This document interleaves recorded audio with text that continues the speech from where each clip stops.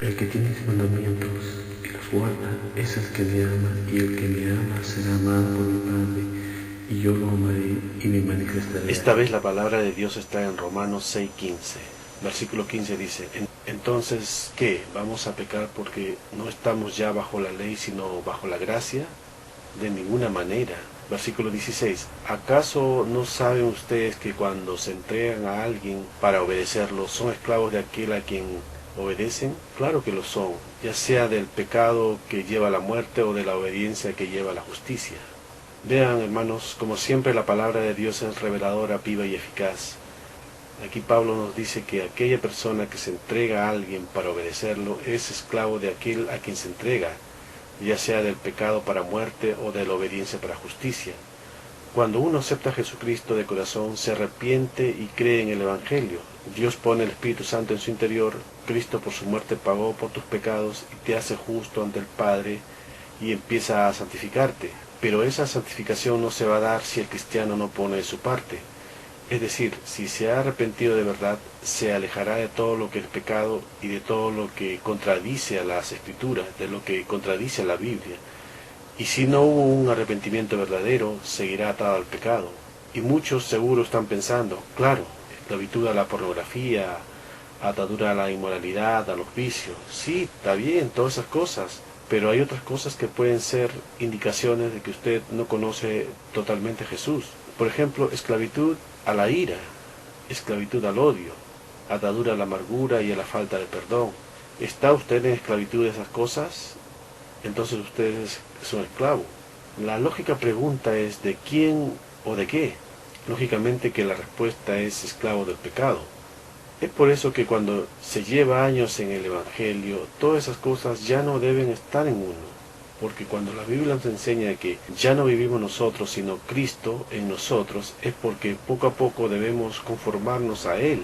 Si alguien se ofende por algo que le pudo haber hecho su prójimo, es porque en esa área de su vida todavía no está Cristo, y hay que crucificarlo, todavía está viva. Esa área todavía no está muerta. Ahora, en esa lucha tenemos a Cristo de nuestra parte para salir victorioso. En cada momento, Él estará allí para ayudarte. Seguimos en Romanos capítulo 6, 17.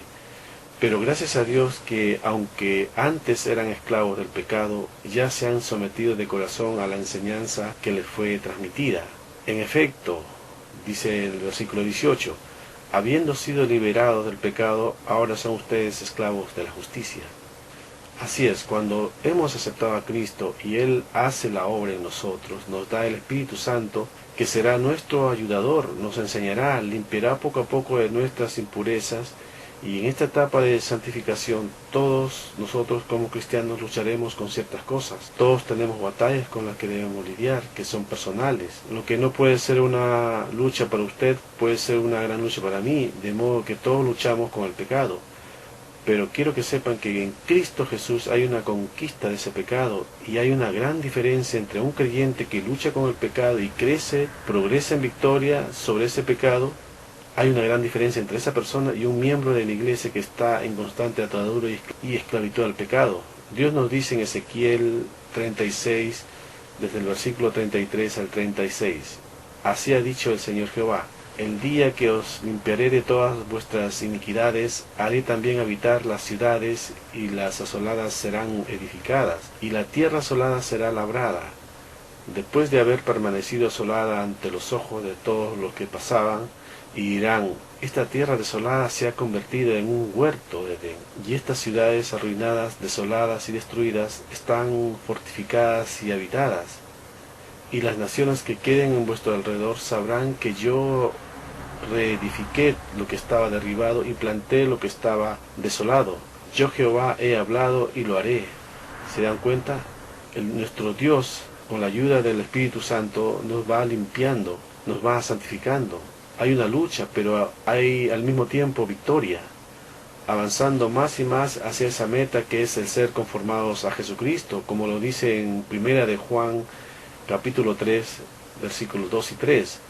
Dice el 2, muy amados, ahora somos hijos de Dios, y aún no se ha manifestado lo que hemos de ser, pero sabemos que cuando Él apareciere, seremos semejantes a Él, porque le veremos como Él es. y cualquiera que tiene esperanza en Él se purifica, como Él también es limpio. Sigamos en el mensaje principal que está en Romanos, y ahora el versículo 19.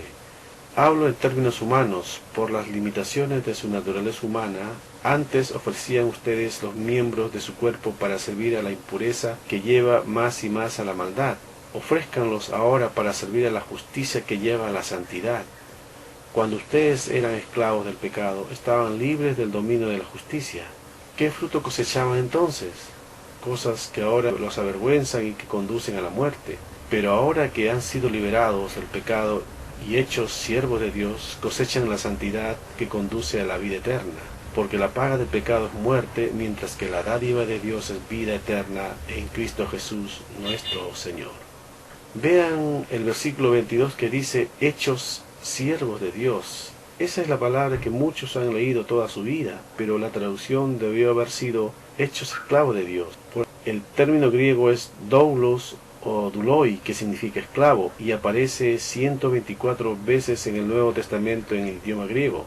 La palabra en español esclavo aparece solo 13 veces en algunas versiones bíblicas, a partir de los años 60 aproximadamente. Solo en poquísimas veces hace referencia a ser esclavo de Cristo.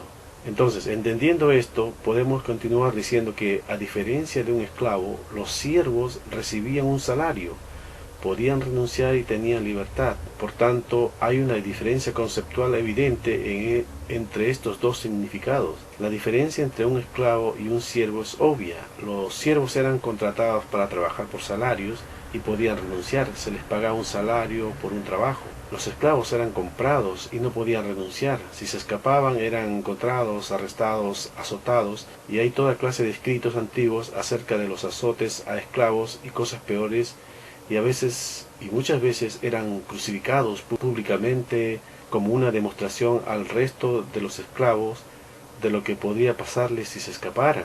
Ahora veamos por qué se dice que fuimos constituidos como esclavos. Como dice la Biblia en 1 Corintios capítulo 6 del 19 y 20. Dice el 19, ¿o ignoráis que vuestro cuerpo es templo del Espíritu Santo, el cual está en vosotros, cual tenéis de Dios, y que no sois vuestros, porque habéis sido comprados por precio?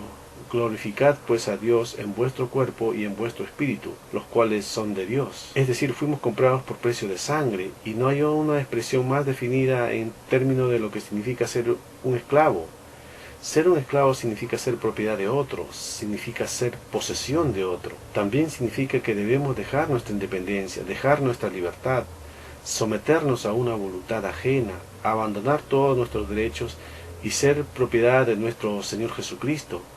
Desde el momento en que aceptamos a Jesús, solo viviremos en función de Él, de cómo quiere que vivamos, de cómo quiere que le sirvamos para avanzar y ganar el reino que será gobernado por Él, por Cristo nuestro Salvador. Déjenme decirles que los esclavos no tenían ni tienen, porque en algunos lugares de este mundo todavía existe esclavitud, la posibilidad de hacer lo que querían.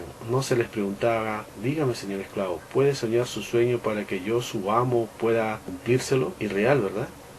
Ellos no tenían opción acerca de nada. Ellos eran totalmente dependientes de quien quiera que fuere su dueño.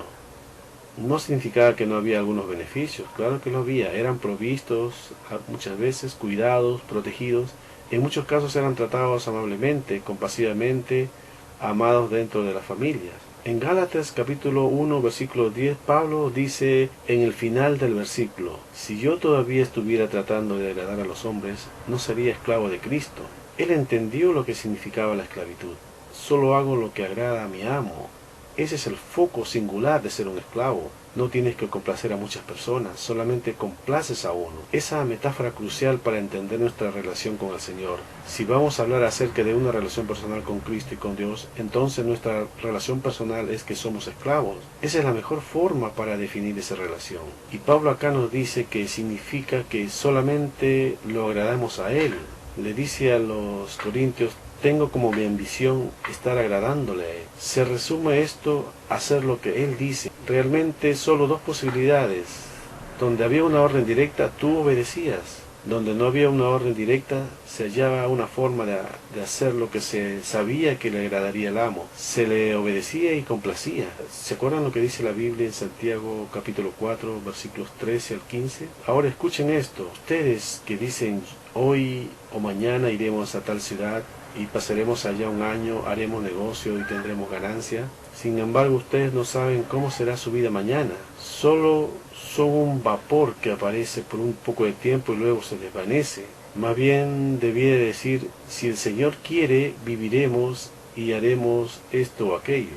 ¿Se dan cuenta lo que nos dice la palabra del Señor? Eso es hablar como un esclavo. Eso es lo que significa estar sujeto a una voluntad ajena. Un siervo podría ser contratado y renunciar. Un esclavo era una posesión. Eso significaba propiedad exclusiva, disponibilidad completa y constante, ser obedientes. Ningún hombre podía ser esclavo de dos amos, ¿correcto? Imposible. Así lo dice la Biblia en Mateo 6, versículo 24.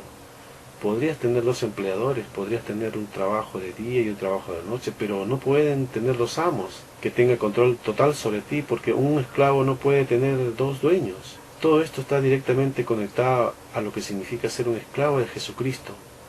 Somos posesiones suyas porque fuimos comprados por precio. Estamos en una posición de constante disponibilidad y obediencia a aquel amo, al grado que podamos decir, no se haga mi voluntad, sino la tuya, tal como Jesucristo nos enseñó respecto a su Padre. Déjame decirles algo realmente simple. Kyrios y doulos, que quiere decir amo y esclavo, respectivamente, son dos palabras que describen ambos lados de una relación. Si hay un esclavo, hay un señor. Si hay un señor, hay un amo. Si hay un amo, hay un esclavo. No te llames amo si no tienes un esclavo, y no eres esclavo si no tienes un amo. Por eso es que el Nuevo Testamento ni siquiera se molesta en defender la idea, por así decirlo, de si cuando vienes a Cristo, Él es o no tu Señor. Eso está plenamente obvio. Cuando confiesas a Jesús como Señor, estás al mismo tiempo confesándote a ti mismo como esclavo. No hay otra forma de verlo. Amo y esclavo son los dos lados de la relación. Un esclavo es alguien cuya vida pertenece totalmente a otro. Propiedad absoluta, control absoluto, sujeción absoluta, obediencia absoluta, lealtad absoluta y dependencia absoluta. Ahora, si no tomas esa idea de esclavitud, y de muchos de nosotros no la notamos porque ha estado oculta en el texto, en nuestro idioma, es difícil para nosotros entender realmente la esencia de lo que realmente significa ser un cristiano. Eres un esclavo de Jesucristo, eres una posesión, has sido comprado por su sangre. También lo dice en Hechos capítulo 20, versículo 28. Por tanto, mirad por vosotros y por todo el rebaño en que el Espíritu Santo os ha puesto por obispos para apacentar la iglesia del Señor, la cual Él ganó por su propia sangre. Ven, hemos sido comprados no con plata ni con oro, sino con qué, como dice Pedro, en Primera de Pedro 1, como dice en Primera de Pedro capítulo 1, versículos 18 y 19, dice así, sabiendo que fuisteis rescatados de vuestra vana manera de vivir, la cual recibisteis de vuestros padres, no con cosas corruptibles como oro o plata, sino con la sangre preciosa de Cristo, como de un cordero sin mancha y sin contaminación. Por eso Jesucristo nos dice, si alguno quiere venir en pos de mí, niéguese a sí mismo. Eso es el discurso del esclavo, eso es realmente el discurso, negarse a uno mismo. Y continúa diciendo, tome su cruz y sígame. Ese es el fin de ti, el fin de tu vida, se acabó, se terminó. Ahora eres esclavo de Jesucristo y no es agobiante ser propiedad de Él, es fácil si estamos con Él. Jesús dijo, toma mi yugo porque mi yugo es fácil y mi carga es liviana y encontrarás reposo. Hermoso la palabra del Señor.